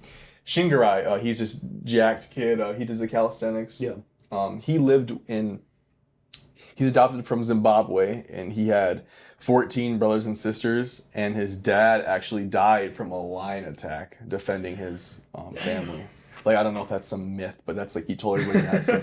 I mean, I think it's true, maybe unless he corrects me in the future, but that's some crazy shit, like that's some stuff you only think of in the movies, like Thryve, a huge family, 14 people, the dad fights to death this lion that somehow saves his family, and that's crazy. Shingarai, shout out to you, brother. He does like the flagpole and shit. Yeah. Super strong. Yeah, I tried out calisthenics for a little bit, right? I think everybody has those kind of phases when they're in the gym and stuff, right? Yeah, it's mine right now. Yeah. Been working on it. Yeah. Got a ways to go. Yeah, right. I gained 30 pounds, so I'm gonna start cutting and gain a whole bunch of muscle. Yeah. Trying to get like you, Yeah, no, I've yeah, no, the gym is yeah, like everything I've been doing right now has kind of been a big whole experimentation. For a lot of people were wondering why I had my hair this way on Instagram, and then I changed it, and then now this. But it's all in terms of the end goal, right? So the gym has been a really tough thing for me to figure out in terms of what is the kind of body I want to have in terms, and so I would anyway. I don't want to, but. But now I have like my play on play, and think I know exactly what, because I think I'm gonna be going for like a character type, right? Yeah. Yeah. So cast typing is huge. Yeah. So I got about three more questions. Oh, go ahead. 3 more questions. I'm here. All right. I'm here. some rather important questions. All right. So, right now you have big goals. You want Right. to be an actor. You want to be a singer and songwriter. You want to be famous, maybe Right. like popular. You want to have a lot of influence. Yeah. With you right now, what is something you want the world to be able to look back on? Like you today, Jackson today at 21, what is something about you, something about your goals that you want the world to, maybe in 10 years from now when you're successful, you can look back and like, you want people to see this question. You want them to see this answer. You want them, whether it's about like you saying, I'm going to be this, or this, or like, follow your dreams, or what is one thing you would want people to look back on about Jackson? Guys, so if I'm talking to, people of, the future or whatever, even people right now, I want y'all to know that, if, when successful, you, me, and all three of us in this room right now are just regular fellas, right? Yeah. We all have our goals and we are all chasing them. So if you are, kind of young, or you have a goal and you don't know how to achieve it, or you don't know if you can achieve it, look back at this podcast and know that this was it. This was the time that no one knows Jackson Schmitz, no one knows Anthony, no one knows Asher, right? So when just know that everything was, that people who become famous or whatever have been at some point or another regular folk, right? And no matter what happens, although we tend to idolize a lot of famous people and think that they must have something that we don't or whatever, and you got to know that everybody is on their path. Yep. And whether or not they've made success or made it big or done whatever it is, nobody really knows exactly how, exactly what they're doing, and so you have to try. You have to be willing to just go out there and do it, because everybody, I don't care who you are, everybody is just regular folk, right? Yep. And we are great examples of it, because we are here right now, but in 10 years from now, 15 years from now, you'll be watching this and you can say, hey, these people, living proof of, you get what you spend time on. Yeah, living proof of, exactly. So that's what I can say. So if you're, my age 10 years from now and you have a goal, go for it, man. Do it and hold on to it, and don't let anybody, tell you, why are you doing that? Why are you doing this? You know what you need to do. Yeah. Are you willing to do it? Do it. Yeah. Nice. Yeah. Hell yeah. I like that. Much agreed, yeah. All right. So, what does... No. No, it's okay. All right. This is going to be an ongoing thing. People are going to hear it. What does this phrase mean to you? All right. To progress towards your goals despite or because of the circumstances.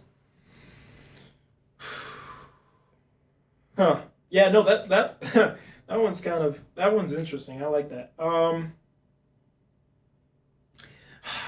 Man, you guys keep making me. I'm a talker. I'm gonna do this with a quick story. It's a little bit of a story. Go for it, man. But I don't want to take up too much time. No, you're good. But like, I read somewhere that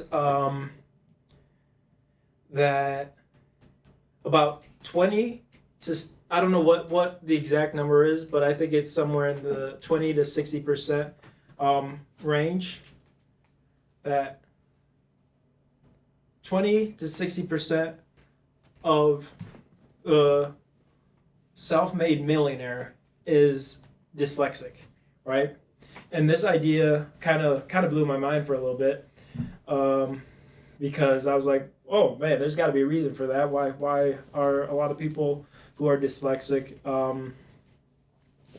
millionaires and successful or whatever? And a lot of people, when they hear this, will probably think, oh well, they're more creative or they got this or that or whatever. But from my experience, I think it goes a little bit deeper than that, and I think it goes because being dyslexic, it sucks. Growing up, it sucks because nobody. I think you can ask any dyslexic what their biggest fear is or what it was growing up, and it was, the teacher coming into the room and saying, "Today we're gonna popcorn read, class," right? And the thing about that is you kind of learn,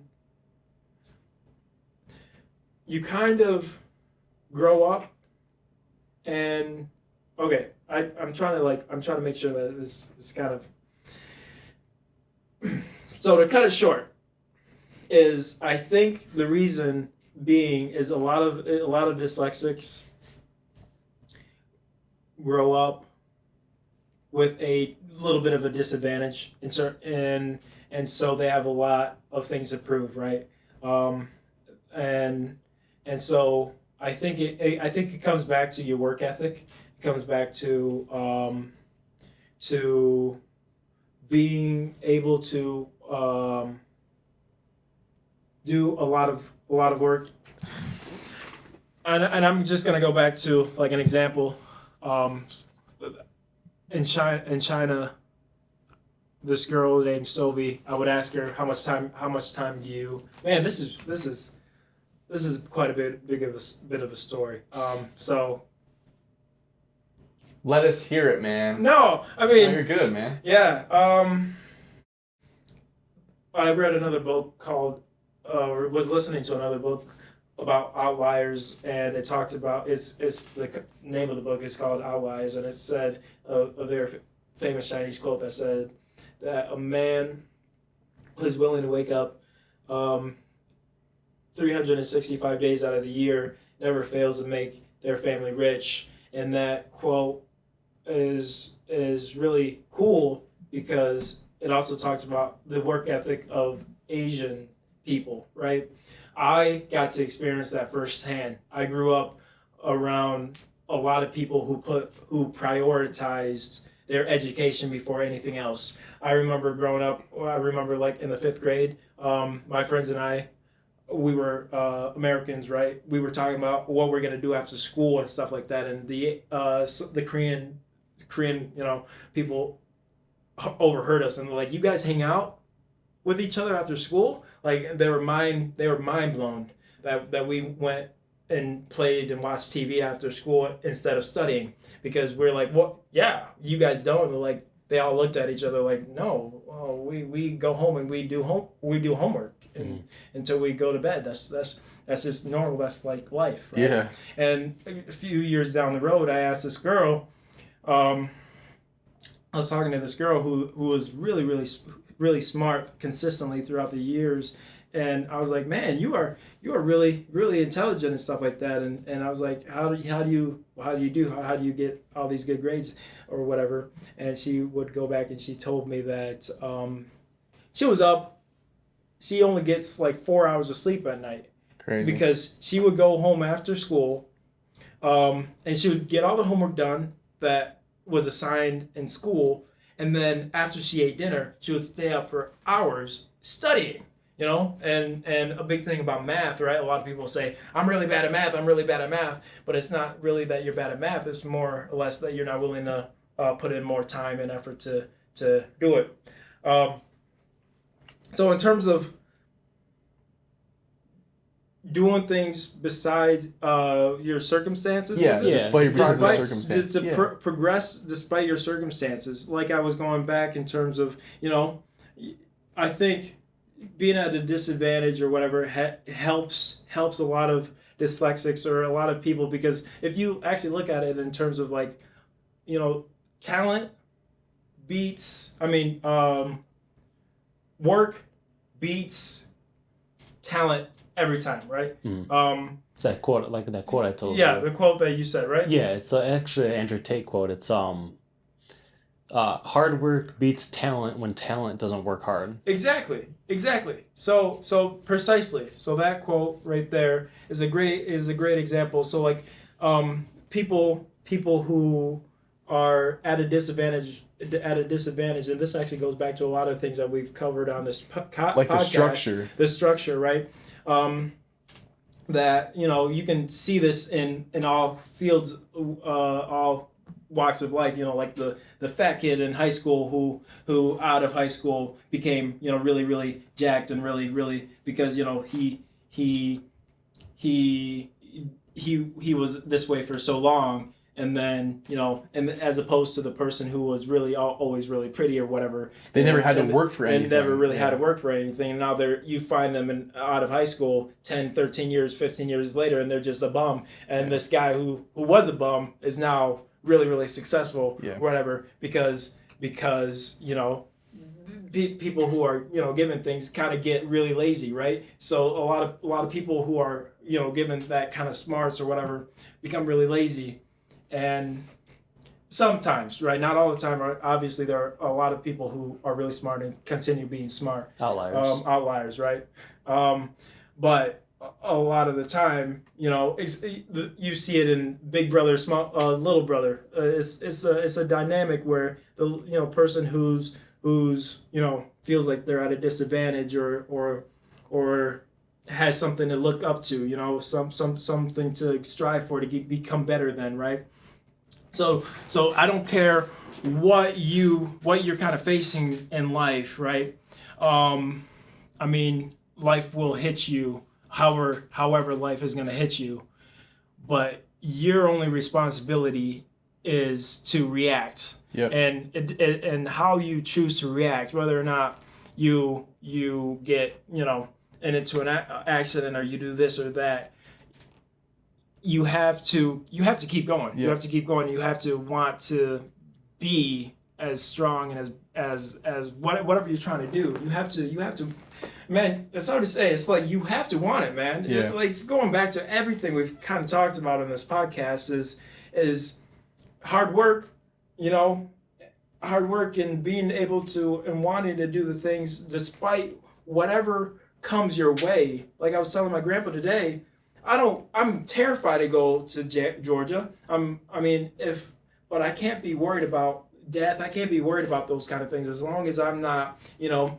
going down the highway at 100 and some odd miles an hour, right? You know, all I can worry about are the things that I can control. Yep, that's all you can control is the way you think. Right? You know, you're born dyslexic, you're born this, you're born whatever, you're born 5'2", whatever. You have those things that you can control. Utilize it and kind of you know, kind of don't worry about it. You know, you can't. Don't wish. Oh man, I wish I had this. I wish I had that. Okay, no. Work harder than those other people who, you know, who actually got that and make something of yourself and do something about it. Don't complain. Don't be sad. Okay, what do you do? Because it's not going to change. Because it's not going to change. We're just dealt with specific cards, and no matter what it is, we have to control what we can control. Yeah. So, like Anthony said, even everything that happens to you in your life, you know,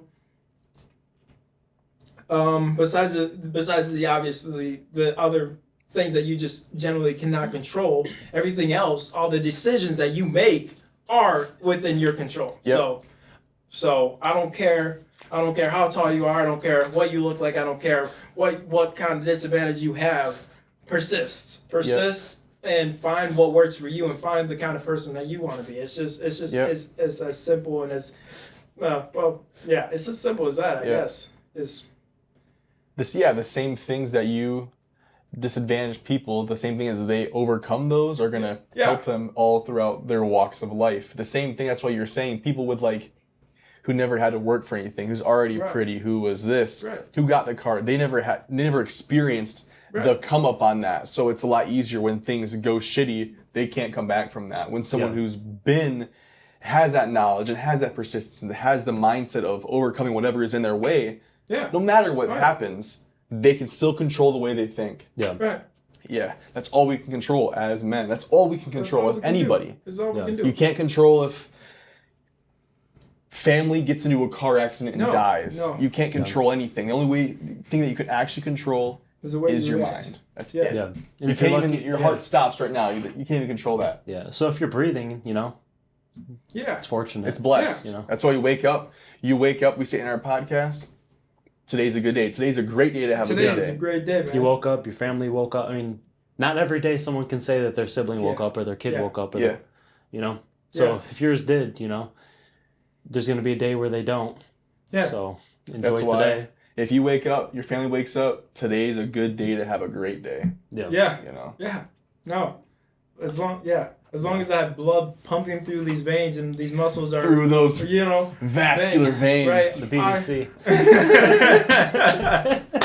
I will always always be pursuing, the best version of myself. And I, like I said, I have a lot of ways to go, but I will, no matter what life throws at me, as long as it's, I'm still, pumping and kicking, even if right? Even if, something happens where I lose my legs or lose my arms or whatever, okay. On to the next thing. Something that is within my control, that I can control. It's my mindset and the things, the way that I react. And you are responsible for everything, that you choose to do. If you, get a girl pregnant or do this or that, whatever, and your life doesn't, things don't work out the way, then, that's part of life, and it's your job to... And you gotta find a way to fix that. That's awesome. Yeah.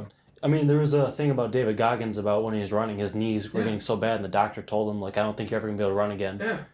And supposedly, I think it was his wife or one of his friends was like, why aren't you sad? He's like, because I'm going to go back to college.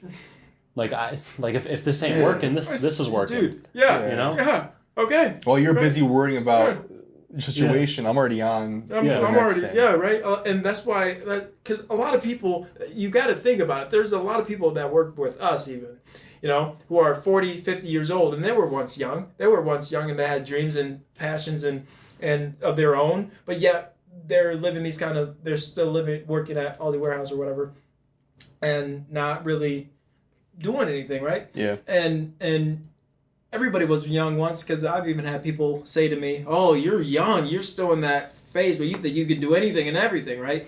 And I'm like, bruh, I don't care. I